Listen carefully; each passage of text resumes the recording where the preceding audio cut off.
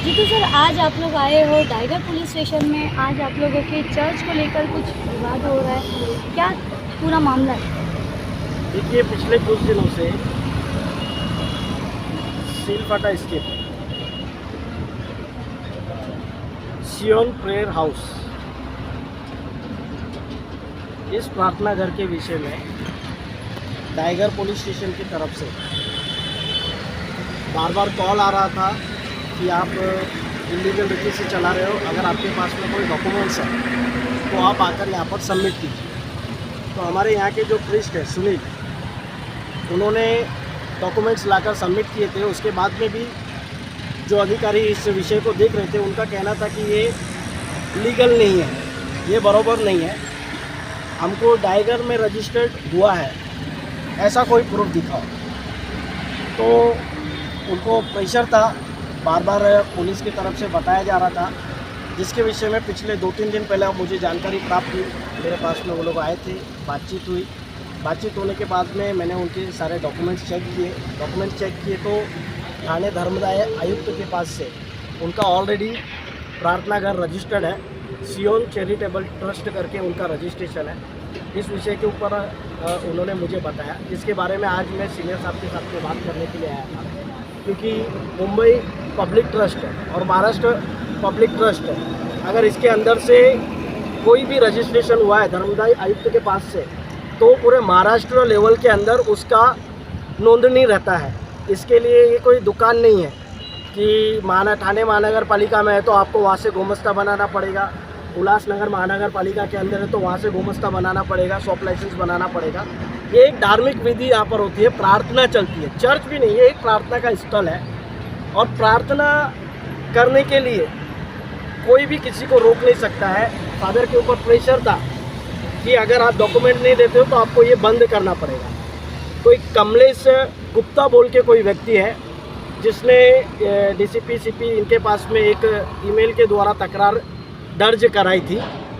तो मेरा कहने का तात्पर्य यह है कि महाराष्ट्र के अंदर, भारत के अंदर धार्मिक स्वतंत्रता है, हर व्यक्ति अपने मजहब के कामों को कर सकता है, वो प्रार्थना भी कर सकता है, वो मंदिर भी जा सकता है, वो मस्जिद में भी जा सकता है, वो गिरजाघर में भी जा सकता है। लेकिन भारत का, महाराष्ट्र का, ठाणे डिस्ट्रिक्ट का, मुंब्रा, कड़वा, दीवा का एक माहौल किस प्रकार से धार्मिक रीति से खराब किया जाए, उसके पीछे कुछ समाज कंटक लोग लगे हुए हैं। यही व्यक्ति ने पिछले 1-2 महीना पहले अंबरनाथ के अंदर भी इसी प्रकार से एक प्रार्थना स्थल को बंद कराने की कोशिश की थी, जिसके विषय में मैं अभी जानकारी ले रहा हूँ। तो कहने का तात्पर्य है, ये व्यक्ति का काम ही है ये धार्मिक लोगों को परेशान करना। अब ये टाइगर के अंदर बहुत सारे ऐसी चीज़ें चल रही हैं जो नशे के काम हो रहे हैं, जुए के काम हो रहे हैं, गलत काम हो रहे हैं, उनके ऊपर कोई ऑब्जेक्शन नहीं है। लेकिन जहाँ पर अच्छा समझाया जाता है कि दारू छोड़ो, गलत काम मत करो, मारपीट मत करो, शराब गांजा गुटखा मत खाओ पियो, ऐसी चीज़ों को सिखाया जाता है, उन अच्छे स्थानों को बंद करने की कोशिश का षड्यंत्र यहाँ के कुछ अपने आप को धार्मिक कहने वाले समाज कंटक लोग कर रहे हैं, जिसके विरोध में आज टाइगर पुलिस स्टेशन में ये तमाम हमारे यहाँ के स्थानिक लोग, और मैं आया था, सीनियर साहब से बात की है, उनको समझा कर दिया है, उन्होंने भी समझ कर लिया और बताया कि ये पब्लिक ट्रस्ट है जो पूरे महाराष्ट्र के अंदर ये चल सकता है। उनका कहना है कि ये कल्याण में रजिस्टर्ड है। तो मेरा कहने का ताकि उनको मैंने बताया कि कल्याण में उनका ऑफिस रजिस्टर्ड है, लेकिन यहाँ पर उनका ब्रांच है। तो बोले कि ब्रांच है तो उसका जो भी चीज़ है वो सब सबमिट करो, उसका फाइनेंस क्या है। तो यहाँ से कोई फाइनेंस उत्पन्न नहीं होता है। ये जो जगह है, ये जगह उनकी खुद की नहीं है, जो मुझे धर्मदाय आयुक्त को दिखानी पड़ेगी। से आपको उन्होंने ये कहा कि ये फाइनेंस जिस तरीके से होता है, तो आपने ये नहीं कहा कि ये धार्मिक जगह यहाँ से प्रे होता है, कोई फाइनेंशियल कोई शॉप नहीं है, फाइनेंशियल उत्पन्न है ही नहीं यहाँ पर। तो उन्होंने किस तरीके से ये चीज़ें बोली? ये उनको जो बताया गया है, किसी ने जो कंप्लेंट की गई है उसके द्वारा उन्होंने वो क्वेश्चनिंग की थी। मेरा कहने का तात्पर्य यह है कि गलत रीति से बहुत सारी कमाई हो रही है, उसके ऊपर ध्यान नहीं है। लेकिन कोई धार्मिक स्थान है, वहाँ पर कैसे धार्मिक लोगों को कैसे परेशान किया जाए।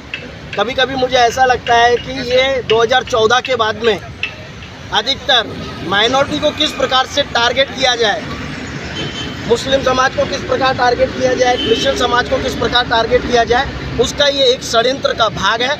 इस प्रकार के काम हम बिल्कुल सहन नहीं करेंगे और हमारी प्रार्थनाओं को जो संवैधानिक हमारा हक है उसको अगर कोई रोकता है उसके विरोध में खड़े होने का काम हमारा संगठन करेगा। अभी आपने सीनियर से बात करने के बाद उन्होंने ये पेपर सबमिट करने के लिए कहा है, कुछ आपको लग जाए पेपर सबमिट करने को कहा है। अभी आप लोग इसके बाद अगला कदम आपका क्या होगा? देखिए ऑलरेडी हमारे पास में उसके डॉक्यूमेंट्स है, क्योंकि हमारा ट्रस्ट जो है प्रार्थना जो है वो रजिस्टर्ड है, बॉम्बे पब्लिक ट्रस्ट के अंतर्गत ये रजिस्टर्ड है, उसका कॉपी हमने उनको दिया हुआ है। और कोई भी व्यक्ति किसी भी रीति से इस चीज़ को रोक नहीं सकता है। प्रार्थना करने का संवैधानिक हक सभी के पास में। यहाँ पर क्या होता है, प्रार्थना ही होती है, लोगों की परेशानियों के लिए प्रार्थना होती है और परमेश्वर के साथ में अपने रिश्ते को ठीक करने के लिए लोग वहाँ पर दुआ के लिए आते हैं। इस चीज़ को कोई रोक नहीं सकता है, कानूनन रीति से ये राइट है और इसको कोई रोक नहीं सकता। अगर फिर भी हमारे ऊपर दबाव डाला जाता है तो आंदोलन का रुख अपनाने की ताकत तैयारी क्रिश्चियन समाज के अंदर है।